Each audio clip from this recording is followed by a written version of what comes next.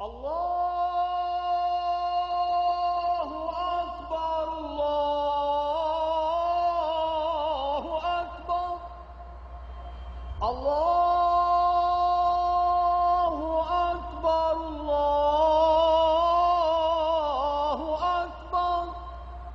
Cairo, a muezzin calls faithful Muslims to prayer.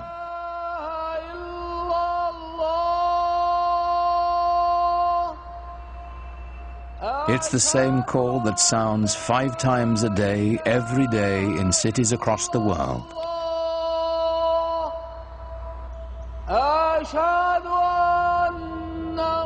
Nearly a quarter of the people on earth respond to it, bound together by the enduring spirit of Islam.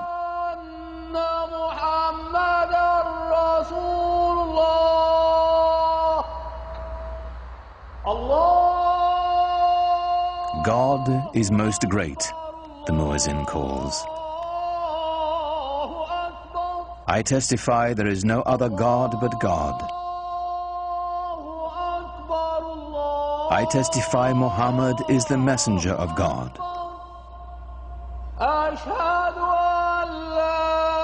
Come and pray.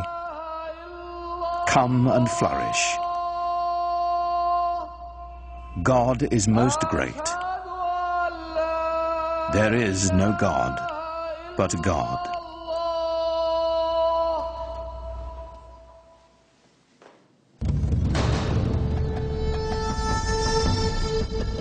In the unfolding of history, Islamic civilization has been one of humanity's grandest achievements. A worldwide power founded simply on faith. A spiritual revolution that would shape the nations of 3 continents and launch an empire. For the West, much of the history of Islam has been obscured behind a veil of fear and misunderstanding. Yet Islam's hidden history is deeply and surprisingly interwoven with Western civilization. It was Muslim scholars who reclaimed the ancient wisdom of the Greeks, while Europe languished in the Dark Ages. It was they who sowed the seeds of the Renaissance, 600 years before the birth of Leonardo da Vinci.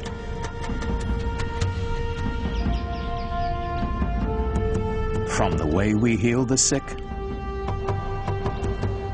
to the numerals we use for counting,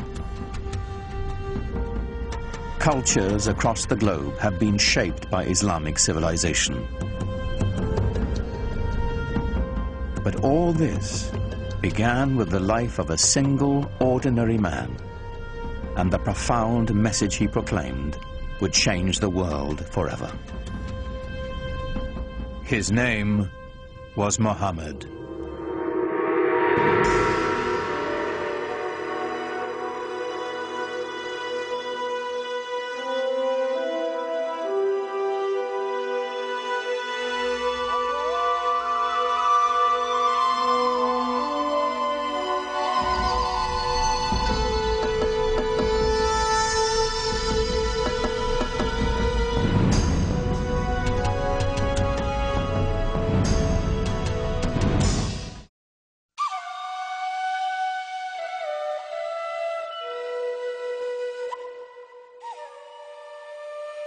To Muslims, the life of Muhammad is a story revered, in its mysteries as much as its certainties, that our beliefs held sacred.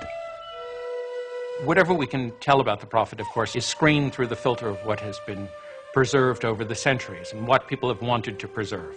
And it's very difficult to pull out from all of these different sources that are very adoring and the ordinary human being that the person that he was.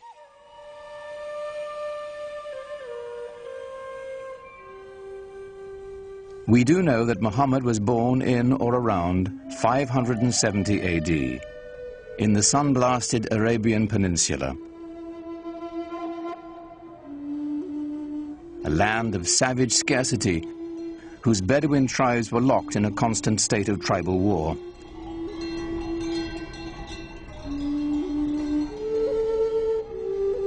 While still an infant, Muhammad's parents gave him his first taste of life in the desert. Muhammad was from a town, Mecca, but he was sent off to live with the Bedouin because the people, even in the town of Mecca, felt that the Bedouin were the holders of the deeper cultural Arab values. And the Bedouin view the townspeople as having lost their really authentic roots in Arab culture and the poetry and animal husbandry and all the things that they do so well. By the time Muhammad was 6, both of his parents had died, and he was taken under the protection of his uncle, chief of his clan. Being an outsider gave him a singular perspective. He'd been orphaned early and developed very early on a passionate sense of concern for those who are left out of society. To be orphaned in a tribal society where clan and family relationships are your keys to everything, success, status, honor, dignity, is to face what it really feels like to be marginalized. And that obviously had a very deep impression on him as a young man.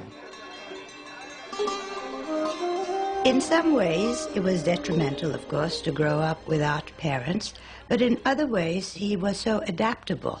He had many parents, he had many fathers, he had many mothers, so it made him a child of everybody. Muhammad's clan, like Arabs all across the Arabian Peninsula, would share the stories that had been told and retold for generations. Pre-Islamic Arabian civilization was largely an oral culture, and there was tremendous respect for and admiration for people who could express themselves orally, and especially those who could recite poetry almost at the drop of a hat. Some of the most important people in a tribe were the poets. As they sang of the glory of the tribe, they told the story of the tribe. To the Bedouin, the word had a mystical importance. Poets linked the tribe to its ancestors and celebrated values older than memory. Poetry was the sinew that bound the Bedouin together, celebrating their victories, lamenting their defeats. The poems themselves, like the poems of Homer, both celebrate this great heroic ethos and yet intimate in the deepest way the tragedy that this ethos of constant tribal warfare brings to people. Warfare and conflict were the grim realities of a dangerous time. Muhammad's uncle taught him the skills he'd need to survive in a world where even a prophet would wield a bow and arrow.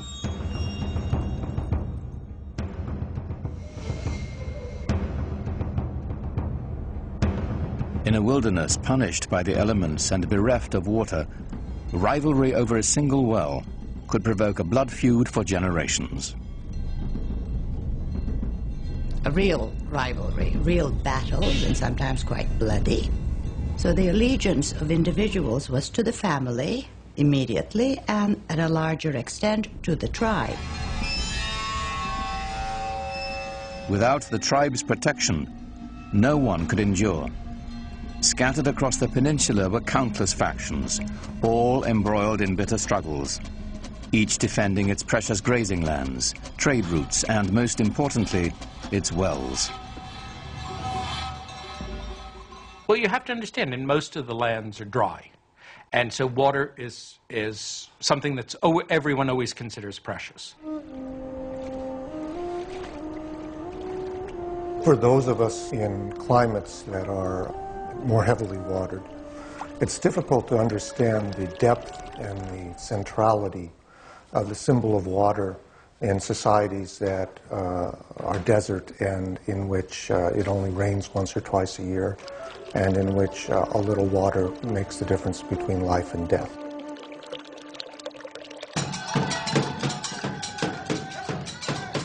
Each clan had its own separate gods and totems, to water and wind, fire and night. They were kept in the caravan town of Mecca, in a shrine of wood, stone, and cloth. It was called the Kaaba, the Arabic word for cube. Pre-Islamic Arabs worshipped a number of spirits, and they were generally nature-oriented spirits, sometimes associated with natural features like trees or rocks or springs. And the Kaaba in Mecca was one of a number of these sanctuaries centered around a particular cluster of deities. It was said the Hebrew patriarch Abraham himself built the Kaaba centuries before, and that a sacred black stone it held within had fallen from the sky. In these turbulent times, the Kaaba provided a rare place of peace. Only here would the Bedouins submit to a temporary truce before returning to their conflicts of the open sands. There was this one place in the middle, around the Kaaba, which was, from even pre-Islamic times, was a place of a sacred enclosure where all people had to put down their arms. And this, of course, facilitated trading because it meant that you couldn't carry on your feuds when you were doing your buying and selling. The spiritual and economic importance of the Kaaba in Mecca are pretty hard to separate as far as the pre-Islamic Arabs are concerned. The Kaaba made Mecca a vibrant center for trade. Here were found Arabian incense, exotic perfumes and Indian spices, Chinese silks and Egyptian linens. But perhaps the greatest treasure to be found at Mecca was the rich mixture of cultures. There were people who came through town who had all kinds of interesting experiences to relate to faraway places. The local religion was mixed. There were Christians, there were Jews, and there were also the Arabs of the desert who followed an animist type of religion. Muhammad's world was a center of trade, connecting the Mediterranean Sea to the Indian Ocean, linking the aging empires of Byzantium and Persia to the great bazaars of India and China.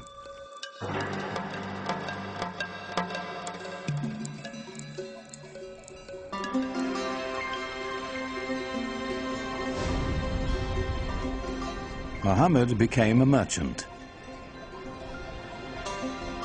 In fact, he had a great flair for trade. At the age of 25, while leading a caravan northward to Syria, his talents caught the eye of the shipment's owner, a wealthy widow named Khadija. She was so taken with Muhammad, she proposed marriage. Ah, Khadija. Well, I think she was a mentor as well as a wife, a very strong lady who had her own business, and Muhammad was helping her out. So it was a wonderful partnership, and I'm sure he learned a lot from her. He had a tremendous amount of contact with merchants coming from different parts of the world, passing through the Arabian Peninsula. I think he was a very intelligent man, very open-minded, and he was able to communicate with a great variety of peoples. He must have had great charisma as well. Muhammad had a way with people and with resolving their disputes. Once, when the Kaaba fell into disrepair, the clan chieftains quarreled over who would have the honor of putting the sacred black stone back where it belonged. Before violence could erupt, Muhammad proposed an equitable solution.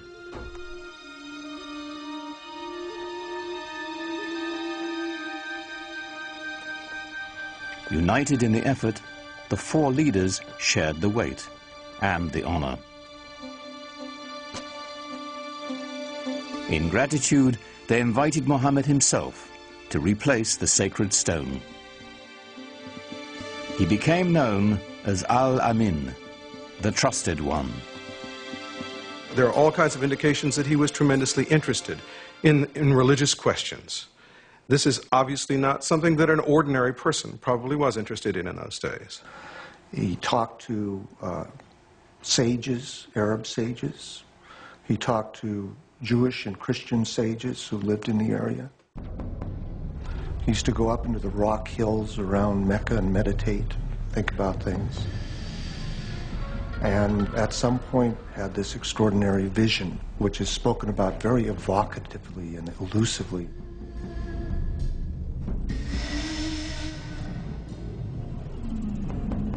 In a cave above Mecca, Muhammad had an experience that would be the defining moment of his life. An angel was said to appear before him in the form of a man, instructing him to recite in the name of God, the Almighty. For Muhammad, it was an encounter as profound as it was deeply disturbing.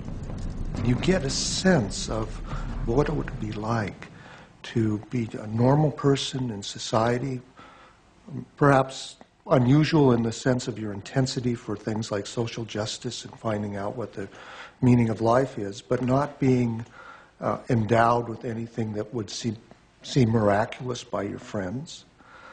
And all of a sudden having this voice come to you and then come out of you as you speak it and recite it to other people.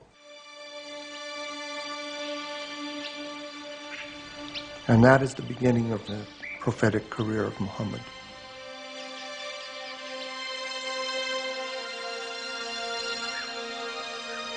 The months to come would bring more revelations. Powerful words of a lyrical quality, more beautiful than the most exquisite Arabic poetry. Above all, Muhammad was to bear one message to his people, a simple yet radical proclamation, that there is only one God. The central tenet of Islam is the oneness, the indivisible unity of God.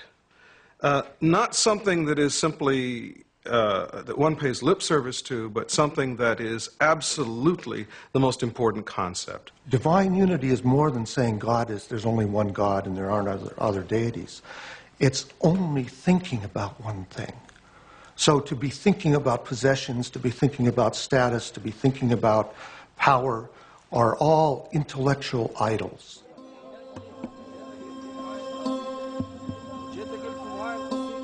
The implications were staggering. One God meant one people. No more tribal divisions. To the poor and unprotected, the prospect was revolutionary.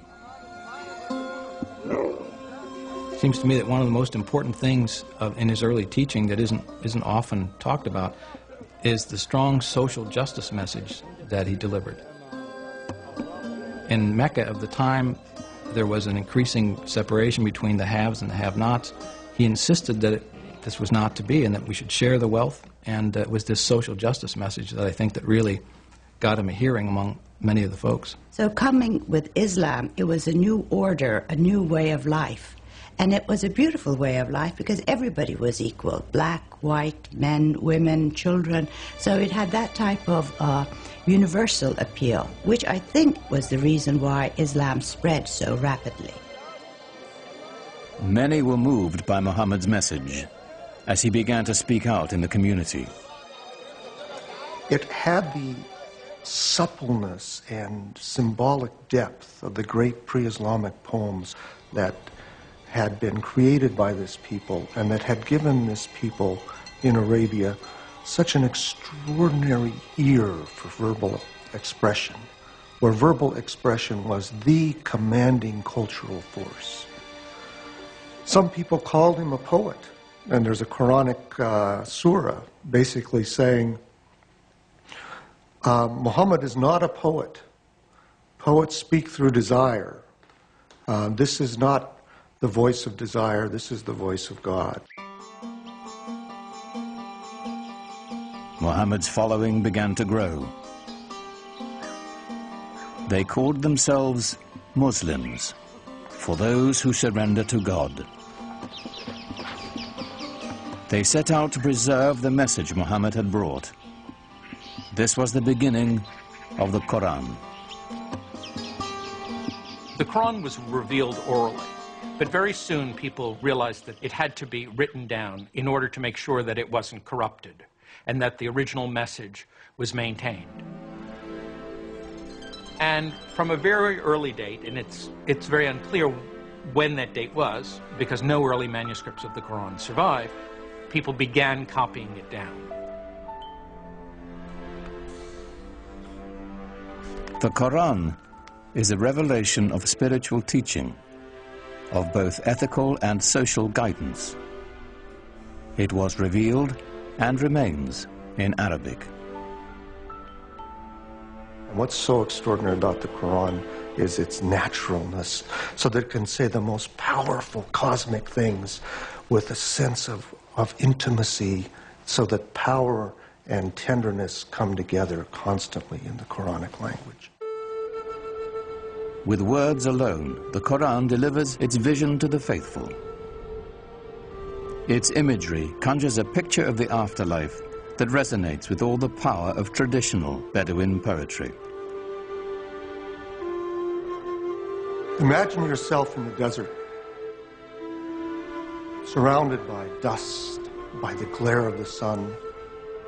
You wear cloaks to cover your body because the wind will just sear your skin right off your face. And you walk into an oasis. The temperature drops dramatically. There's a quiet there. The wind is no longer howling. Everywhere you look, you see green and color.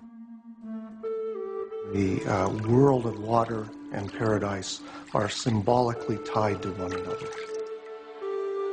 And the Quran can conjure that up with just a few briefly chosen words.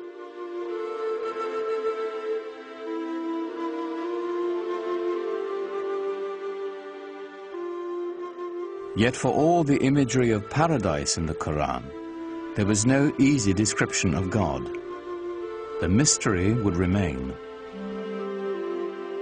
It's very difficult to talk about God without reifying God. Reifying to make God into a thing, or anthropomorphizing God, to make God into a projection of our own human self.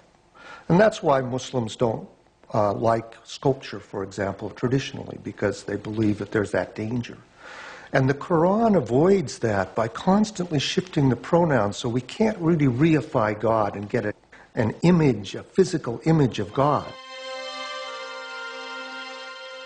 Rather than a physical image of God or of Muhammad, it is the beauty of the Quran itself that is celebrated in Islam.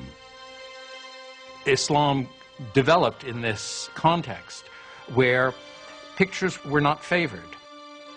The Quran, as it was revealed, was God's representation on earth, and Muslims felt from a very early time that the only just representation of God's word, was the Quran itself, not any picture of God, certainly not, because you couldn't represent God, and certainly not a picture of Muhammad, because he wasn't divine.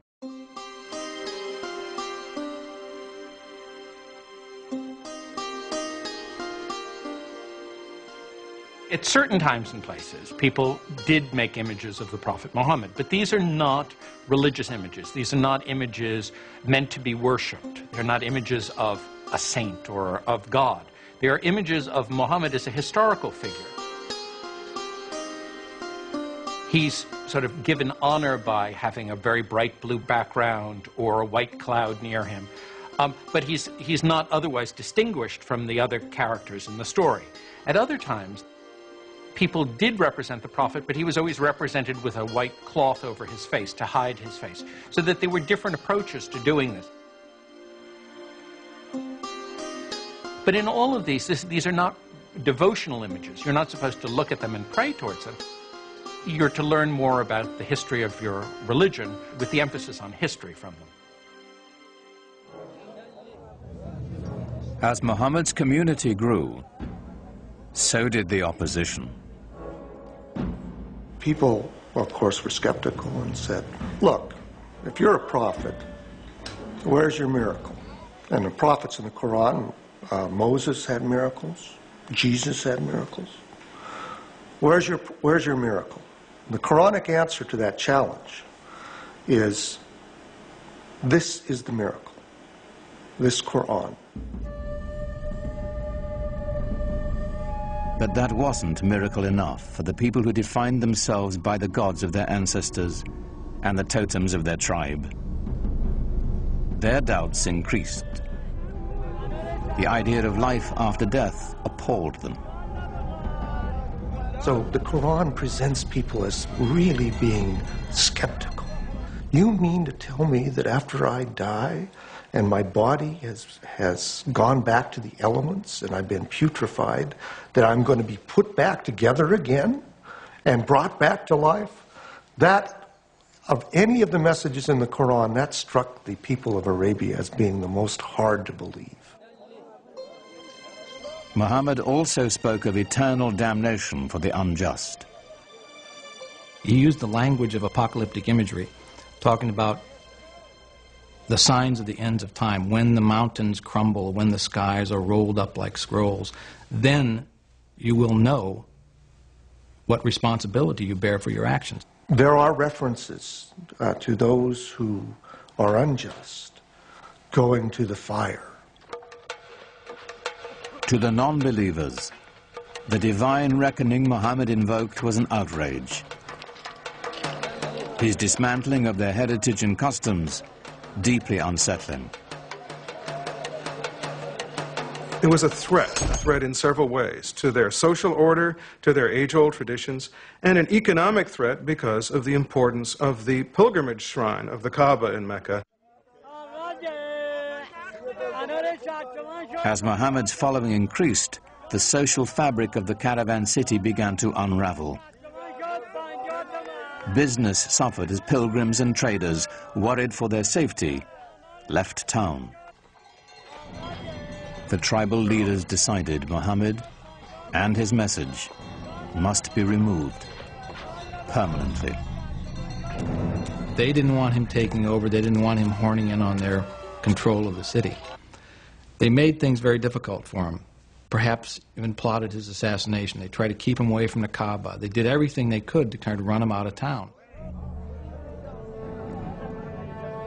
They demanded that Muhammad's uncle remove his clan's protection from the Prophet, which would clear the way for his murder without the threat of retribution. But his uncle refused. The battle lines were drawn. Nothing short of tribal war would settle the conflict now. Muhammad is clearly asked to do extraordinary things, to tell the Bedouin to give up many of their notions of multiple gods, to give up their attachment to their ancestors and their tribal warfare in the way they had, things that could and did make him the object of scorn, persecution, and an attack.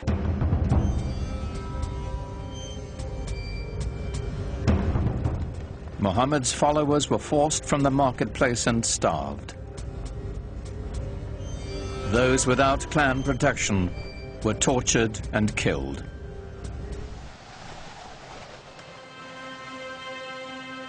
In 619 AD, Muhammad's wife, Khadija, died, and his uncle as well. Gone were his first great love and his only protector. Here at last was the opportunity his enemies had been waiting for. But in the lush oasis town of Yathrib, north of Mecca, a refuge opened to Muhammad and his people. Clan rivalries had become deadly in the town, and they desperately needed a peacemaker. They had heard that Muhammad was a very trustworthy man. They heard that he had great arbitration skills, and they thought, let's see if we can't get him up here and help us out. So they invited him.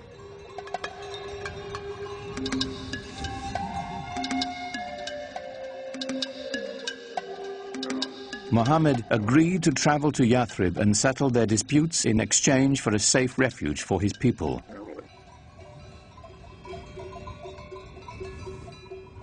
For Muhammad's followers, Leaving the place of their ancestors, their families and tribes, was the ultimate test of devotion.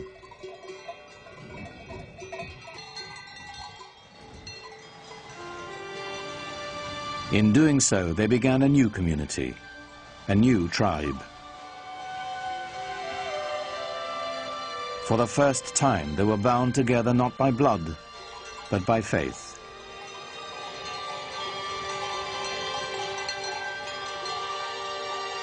In the course of a single caravan journey, Islam marks its true beginnings. Their journey is known as the Hijrah. 622 in the Christian calendar marks the Muslim year 1.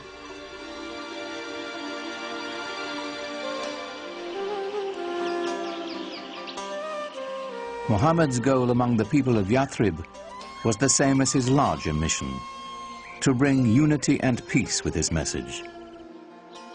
He was asked to be a Solomonic figure, to mediate tensions between tribes that seemed intractable. As his work succeeded, the town would become known as the City of the Prophet, Medina. Muhammad's great task in Medina was to try and bring together these various groups and to try and forge a community of believers in a way that would bring people together in a sort of harmony. To the divided clans of Medina, Muhammad offered a vision of solidarity. But even as he spread the word of Islam, he didn't challenge the beliefs of other faiths. Islam sees itself in relationship to the earlier revealed religions of Judaism and Christianity and treats them as people of the book. It believes that God had revealed himself, his word, to mankind many times, to Moses, to Jesus, for example, but each time people went astray. Throughout the Quran, we have a sense of the humanity of Muhammad, his humbleness as a person, and the extraordinary challenge of the mission he was given by this divine revelation.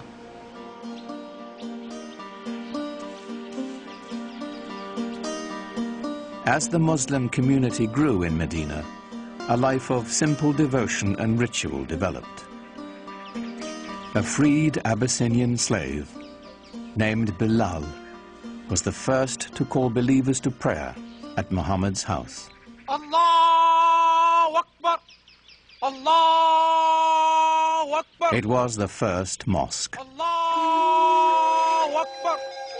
Allahu Akbar! Ashhadu an la ilaha illallah. The call to prayer has within it the first Islamic pillar, which is the affirmation of God's unity. La ilaha illallah, that beautiful phrase which many Muslims chant over and over in their mind or vocally to constantly remind themselves of the unity of God and unity of what we should focus on in our life.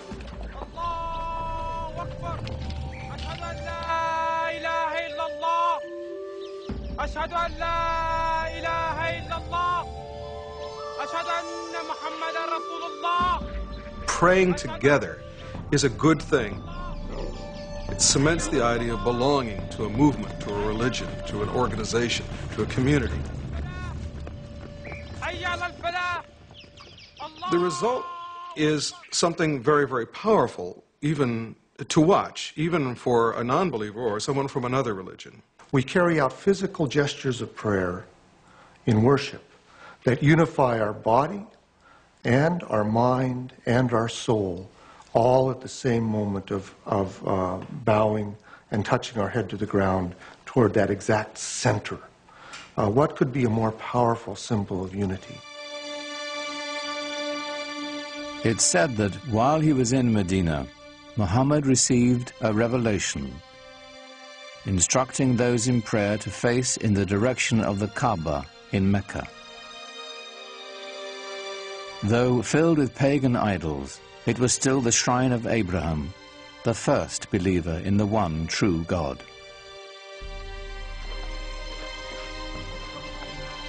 But even as the Muslims were praying toward Mecca, their enemies there were rallying in force. Their goal, to wipe out the Muslims.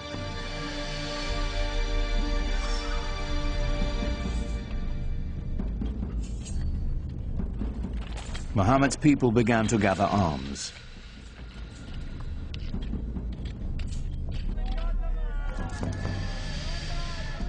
Though the Muslims prepared as best they could, they were outnumbered and outmatched. They mustered a force of only 313, mostly old men and boys, with few weapons. While the approaching Meccans were heavily armed and 1,000 strong.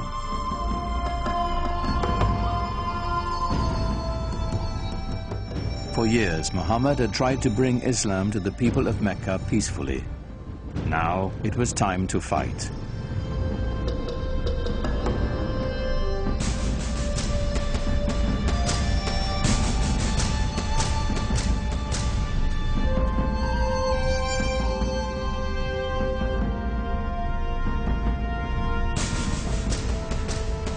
The Muslims faced their own tribes, brother fighting brother, son against father. Yet they came armed with a powerful weapon, a passionate belief in their faith. Muhammad's troops fought with every confidence that God's will was guiding them.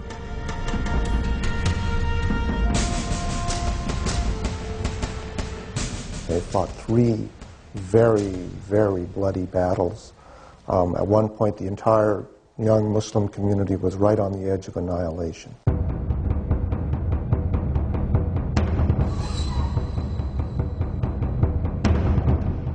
For 3 years, the Muslim army held out against staggering odds.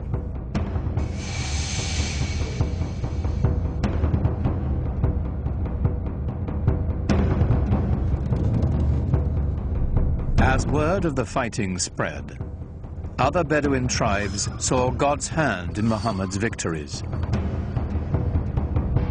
One by one, the peoples of the desert began to join in his struggle.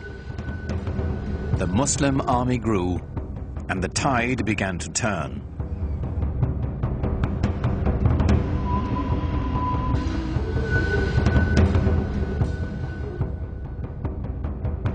The Muslim forces advanced to the outskirts of Mecca. It was a furious siege that lasted for nearly a month. Until, finally, the city fell to Muhammad.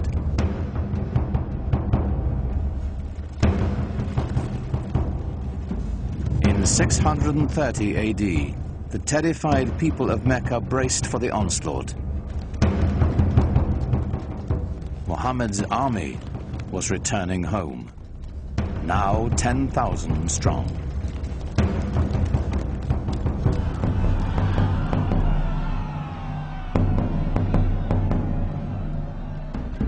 The vanquished knew the terrible fate that awaited them. According to the modes of tribal warfare, the Meccans could expect a big revenge. The men are usually killed, women and children are sold into slavery. There's little pity for the loser in a tribal war. Of course, that's standard around the world.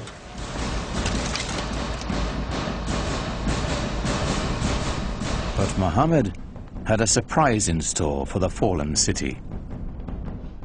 When Muhammad came into Mecca, and not only did not carry out a bloody revenge, but actually embraced the very Meccans who had fought him for 3 years and attempted to annihilate him, it was very shocking to the people in his milieu. So within the very founding of a religion, one finds episodes of great generosity, often extraordinary acts of of kindness and mercy. But not all of Mecca escaped Muhammad's wrath. Flush with victory, his troops marched straight to the Kaaba. 7 times they circled the shrine, as those who had come to seek its protection appealed to their idols. But it was not the pagan people Muhammad had come to destroy. It was their gods. He raised his staff, and the tribal gods of his ancestors smashed into dust. When Muhammad entered Mecca and entered the shrine and destroyed the idols in the shrine, this is of great cultural and symbolic importance in Islam. By breaking the idols, he was breaking apart the tribal system in which each tribe really had its own independent deity. This was shocking to the Bedouin. This was saying the gods of our fathers are being destroyed. In some sense, you're saying that our fathers themselves were deluded. How can you say this in a tradition in which relationships to one's father and tribe were primary? So this act of iconoclasm then is seen as an act of prophetic violence that has just as much importance in Islamic tradition as Moses' breaking of the tablets when he saw the idolatry at Mount Sinai, or Jesus' casting the money sellers out of the temple.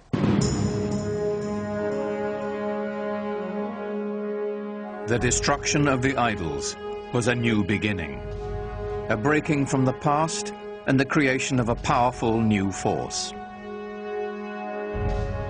Mecca was just the beginning.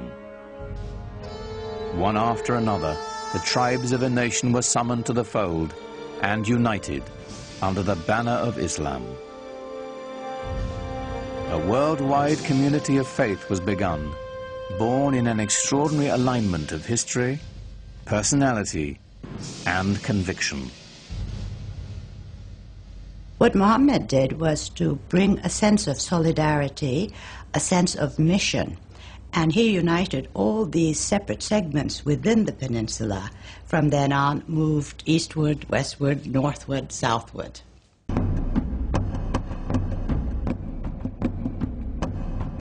The Muslims turned to the north, swept into present-day Lebanon and Syria.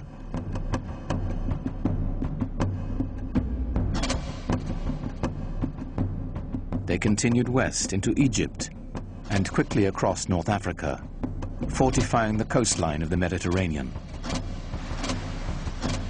Only the seas stopped them. Its growth was so explosive from 622, the year 1 of the Islamic calendar. Within 50 years, people whose father had been camel herders were now governing one of the major empires in world history. Within 200 years, it extended from Spain to China. The Muslims absorbed the Sasanian Empire of Iran and 2/3 of the Christian Byzantine Empire. By now, the empire was larger than Rome. It stretched from Morocco in the west to the Indus River in the east, where the border of India is today.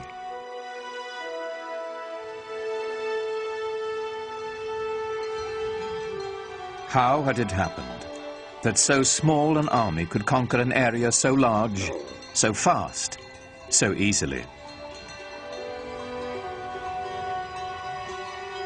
Islam's success in expanding into the central Middle East and across North Africa was due in large part because people were fed up with previous regimes.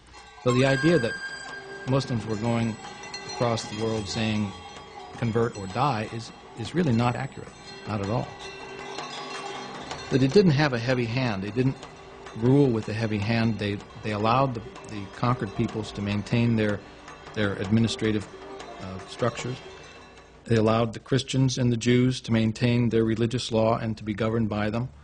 And so, in many cases, conquered peoples did not feel the presence of the new regime very heavily. Certainly for individuals who felt themselves exploited or downtrodden by an oppressive and even sometimes parasitic priesthood, the idea of Islam being a religion essentially free from clergy must have seemed very attractive. It's the times that creates the movement and sometimes the men. The Roman Empire had collapsed, the Byzantine Empire wasn't strong enough.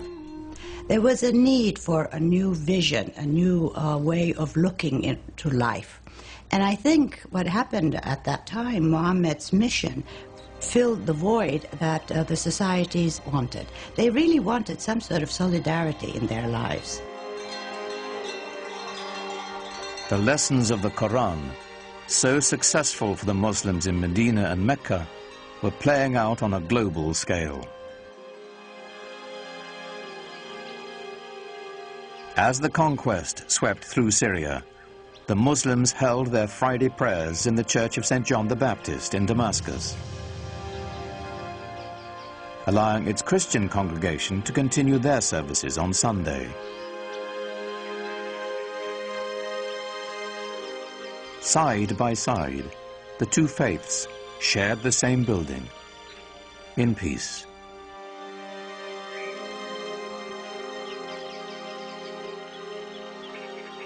As the Muslim community grew, they bought the old church from the Christian congregation and built a huge mosque on the site.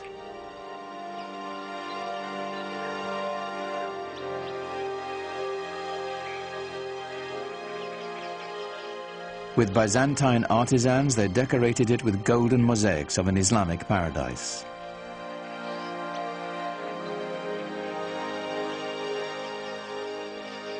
The Great Mosque of Damascus would become a model for new mosques to come, all across the empire.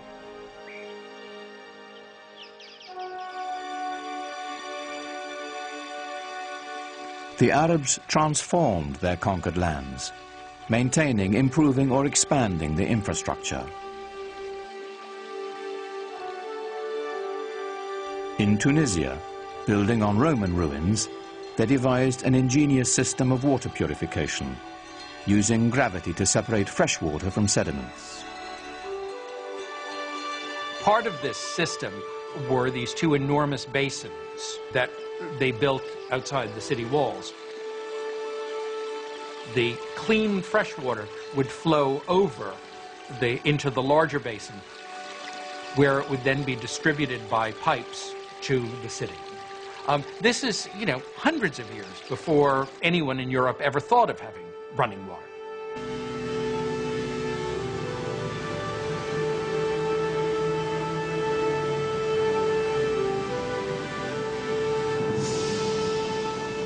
All over you find schemes for bringing water from the mountains where there was more water to the plains where there might be less water.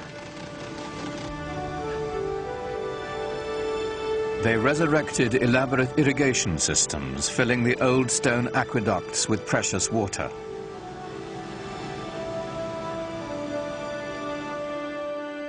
Agriculture flourished as life-giving staples like wheat were introduced to the Mediterranean region.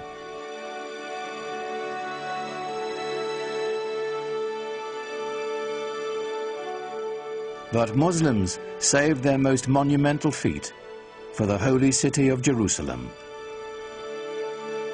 Islam's first great work of art is the Dome of the Rock.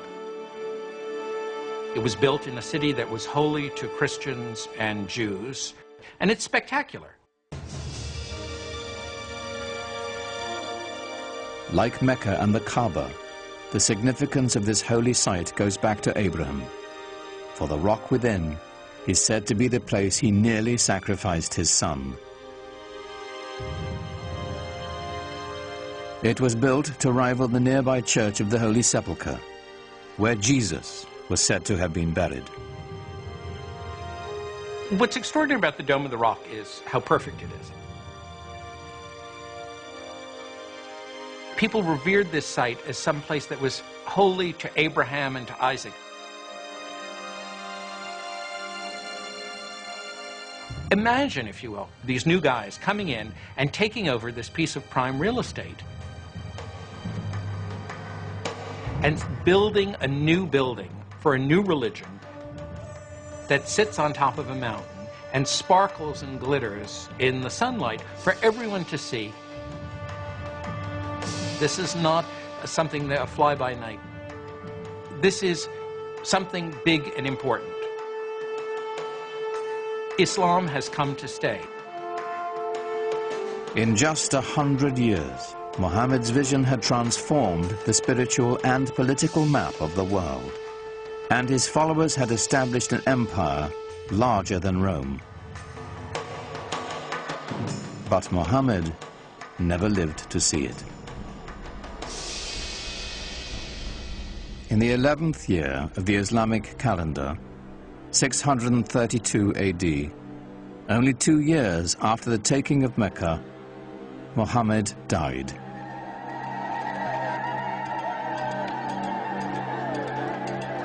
Medina fell into despair.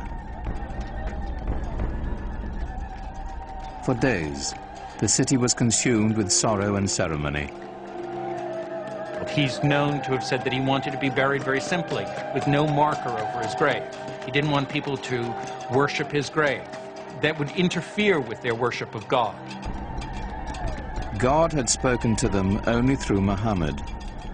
Now that the Prophet had left them, perhaps God would as well. Muhammad's death set up a crisis in the young Islamic community. The question of succession was the first thing that really occupied people's concerns. At this point, there was a divergence of opinion as to how the community should go about choosing a new leader. According to the Shiites, the faction, the Shia of Ali, Muhammad had indeed designated Ali, his son-in-law and cousin, as his successor.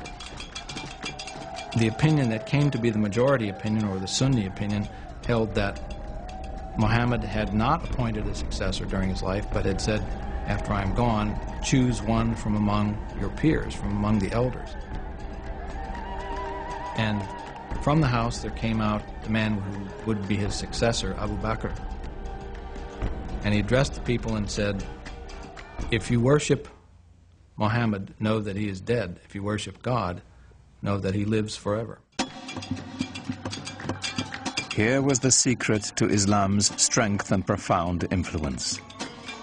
The unifying power of one God, merciful and compassionate, the power of one people, bound by a common faith. Muhammad did not lead the conquest or create the empire to come. The transforming power of his message did. Out of that message would spring a font of knowledge that would transform humanity, as Islam continued to spread its reach far and wide. Awaiting the Muslims would be a new age. They would be destined for enlightenment, for new horizons, and a clash of great powers, the like of which the world had never seen.